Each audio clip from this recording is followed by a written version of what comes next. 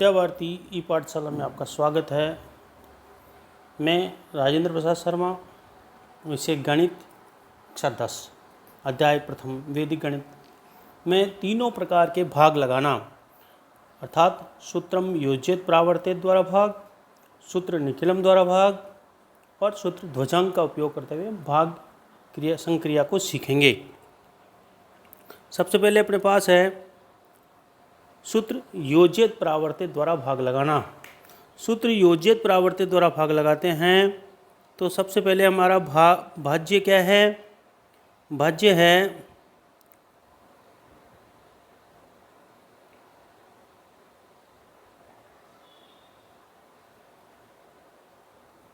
भाज्य है 1154 और भाजक है 103।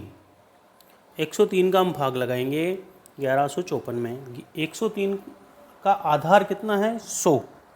तो हम विचलन निकालेंगे। 103 में 100 घटाए तो प्लस के 03 बचे। अब योज्यत परावर्तित जो भी विचलन आएगा उसका चिन्ह बदलना, तो 3 का चिन्ह बदलेंगे तो माइनस के 3 हो गए। हम प्रथम खंड में भाजक और परावर्तित अंक को रखेंगे, यानी 03 को रखा तो 3 माइनस के हैं। मध्य खंड में आधार में जितने शून्य, आधार में कितने शून्य हैं? 100 में कितने शून्य हैं? 2। तो 2 अंक निकालकर तृतीय खंड में रख देंगे। जो बच गए अंक अर्थात 54 को निकाला तृतीय खंड में रखा और बच गए अपने पास 11 को मध्य खंड में रखेंगे। अब हमारी भाग की संक्रिया प्रारंभ होती है। तो मध्य खंड में जो पहला अंक यानी 11 का अंतिम अंक कितना? 1। इकाई अंक को छोड़कर आगे वाला अंक शेष निकलम में से पहला अंक है 11 में से 1 उतारेंगे, नीचे उतारा अपन ने, कितने बच गए? 1 ही। अब इस 1 को जो हमारा विचलन है 0-3 इससे गुणा करेंगे। पहले 0 से गुणा करेंगे फिर 3 से। तो पहला अंक 1 को 0 से गुणा किया तो 0, तो इस वाले 1 के नीचे रखेंगे। फिर इस 1 को इस 3 से गुणा करेंगे। इस 3 को 1 को गुणा किया तो माइनस के 3, 5 अगले वाले अंक में 11 के आगे अगला कोई अंक नहीं है, इसलिए अगले वाला तृतीय खंड में 5 के नीचे 3 रखा। फिर अगला अंक 1 और 0 को जोड़ेंगे, कितना है? 1 को फिर 0 और 3 से गुणा करेंगे तो 0-3 तृतीय खंड में रख दिया अपन ने यहाँ पर 0 और माइनस के 3। अब 54 जो है इसमें 4 में अपन माइनस के 3 जोड़ेंगे तो 1 बचा, यहाँ पर इसको जोड़ा, और 5 में माइनस के 3 जोड़े तो कितने बच गए? 2। तो भागफल आ गया 11 और शेषफल आ गया 21। शेषफल कभी भी भाजक अंक से बड़ा नहीं होता है। हमारा उत्तर ये हो गया। इसी प्रकार और हम एक और करते हैं सवाल।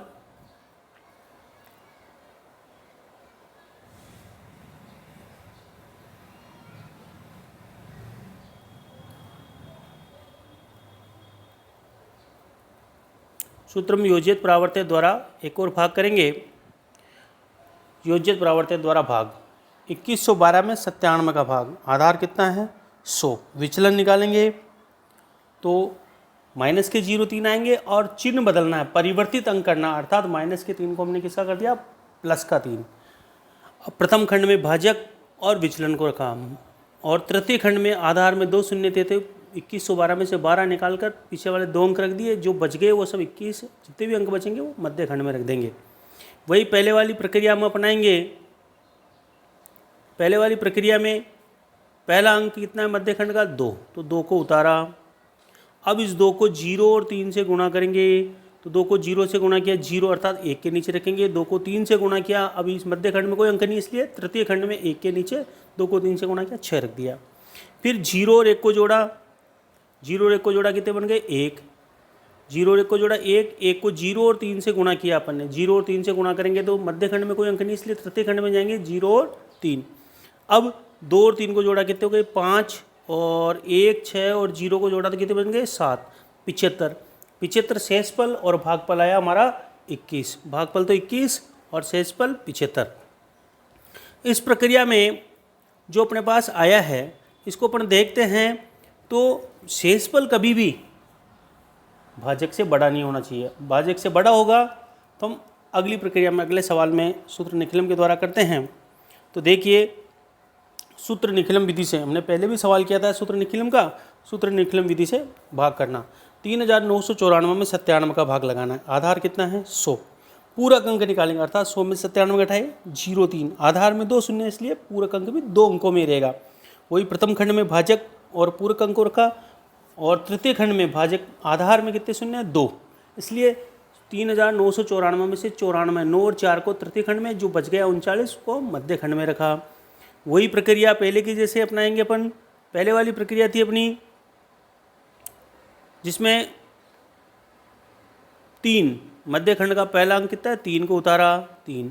इस 3 को 0 और 3 से गुणा किया, 0 और 3 से गुणा किया, 0 और 3 को 3 से गुणा किया, 9। अब 9 और 0 को जोड़ा कितने हो गए? 9। इस 9 को 0 और 3 से गुणा करेंगे तो कितने हो गए? 27।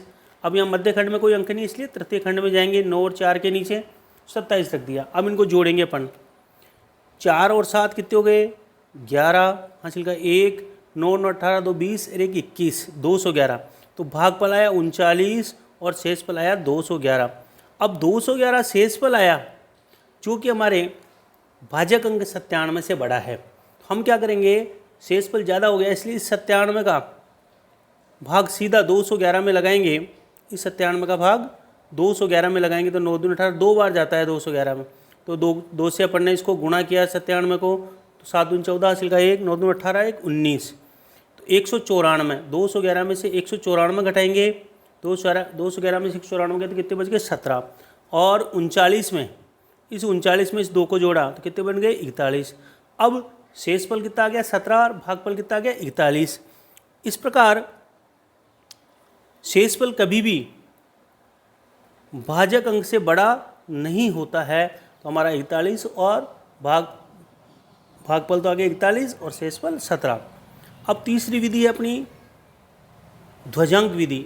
ध्वजांक विधि का उपयोग कर, इसमें वैदिक विधि इसका उपयोग जैसे किया अपन ने, उस संकेत भी देख सकते हैं अपन इसके। अब है ध्वजांक विधि का उपयोग कर रहे हैं अपन।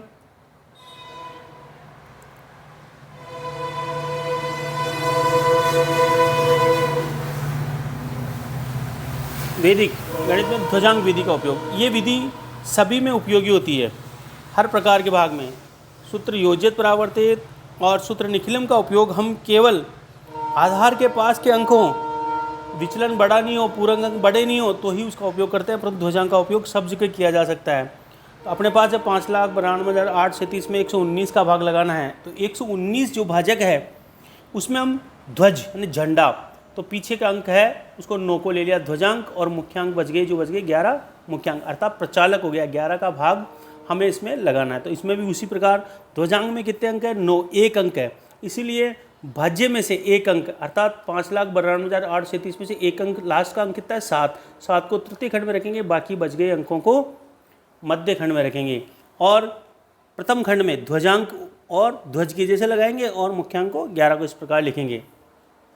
अब इस प्रक्रिया में भाग लगाते हैं तो 59 का भाग 11 में 59 में भाग लगाएंगे 11 का, 11 5 55 ज़्यादा होता है, 11 5 55, तो शेषफल कितने बचते हैं? 4। तो 42 नया भाज्य हो गया। जैसे अपन देखते हैं 42 नया भाज्य हो गया। तो हमारे शेषफल में जब देखते हैं अपन इसमें तो हमारा ये बैठता नहीं है। क्यों नहीं बैठता है? कारण कि ऋणात्मक अंक आ जाता है। कैसे? देखिए, आपने भाग लगाया 59 में 4, 11 का 11 5 55, शेष कितना बच गया? 4। जो ही नया भाज्य आएगा, नया भाज्य आपका कितना हो गया? 42। अब संशोधित भाज्य करते हैं 42। अब भागफल इंटू ध्वजांक, अर्थात इस 4 को 9 से 5 को, जो मैंने 5 आया था 5 को 9 से गुणा किया तो 9 5 45, 42 से बड़े हैं, ऋणात्मक आ गया, इसलिए हम इसको छोड़ देंगे। और हमने जो भाग लगाया था वो हमारा त्रुटि था, उस त्रुटि को सुधारने के लिए 11 का भाग सबसे पहले 59 में हमने लगाया। 59 में 11 का भाग 4 बार गया, 11 चौक 44। शेष कितने बच गए? 15। जो 15 बचे हैं उसको अगले वाले अंक 2 के पास इस प्रकार रखा पड़ने। तो नया भाज्य हो गया 152। 152 में नया भाज्य आते हैं, हमें संशोधित करना है। अर्थात संशोधित कैसे करते हैं? नया भाज्य माइनस भागफल इंटू ध्वजांक, अर्थात ध्वजांक कितना? 9 को 4 से गुणा करके 152 में से घटाना है। 152 में से घटाए अपने 9 चौक 36, कितने बच गए? 116। अब जो ही आया भाज्य 116 में आप 11 का भाग लगाएंगे तो बड़े से बड़ा भाग 9 से बड़ा नहीं लगता। तो 116 में 11 का भाग लगाया, 11 9 99, कितने बच गए? 17 बच गए। तो नया भाज्य हो गया अपना 9 बार गया भाग, नया भाज्य हो गया 178। फिर 178 आया, फिर संशोधित करेंगे। 178 में से 9 को इसको भागफल को और ध्वजांक को गुणा करेंगे। 9 को 81, 9 9 81, 178 में से 81 गए तो बच गए अपने पास 9 9 81, 97 बच गए। कितने बच गए? 97। अब 97 बच गए, 97 में 11 का भाग लगाएंगे। 11 8 88, कितने बच गए?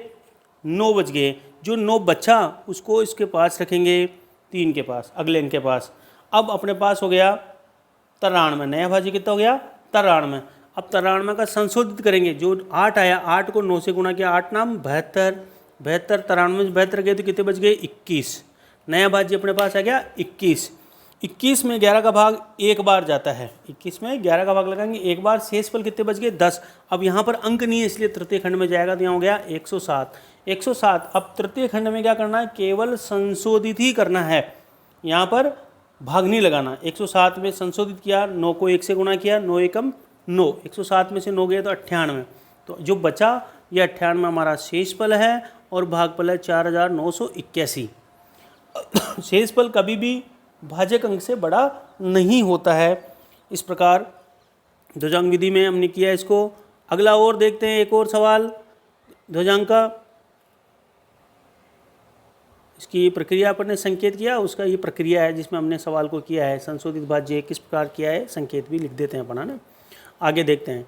अब 1234 में 42 का भाग लगाना है, तो ध्वजांक कितना ले लिया? 2, मुख्यांक लिया 4। प्रथम खंड में ध्वजांक और मुख्यांक को रखा।